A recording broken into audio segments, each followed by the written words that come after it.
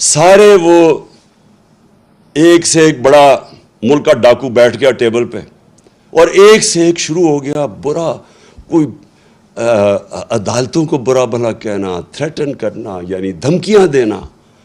اور یہی تھا جب نواز شریف کے یہ جو مریم کے نام پہ یہ جو فلیٹ پکڑے گئے پینما میں، یہ تو بیرونی انکشاف ہوا تھا. پینما کے جب جج بیٹھے ہوئے تھے وہ ایک ہی سوال پوچھتے رہے کہ یہ بتا دو کہ پیسہ، آپ نے کہا ہاں ہمارے یہ 4 بڑے بڑے محلات ہیں، بس یہ بتا دو کہ پیسہ کدھر سے آیا خریدنے کا. وہ جواب نہ دیں، سارے دنیا کی جواب دیتے رہے. اور وہ یہ بات صرف یہ کہنے کی، یہ قانون کے اوپر سمجھتے ہیں اپنے آپ کو. یہ سمجھتے ہیں کہ یہ قانون صرف کمیوں کے لیے ہے، یہ صرف عام لوگوں کے لیے قانون ہے، ہم کوئی بہت ہی خاص چیز ہے جو قانون سے اوپر ہے. اور یہ سب سے بڑا مسئلہ ہے پاکستان کا. جب تک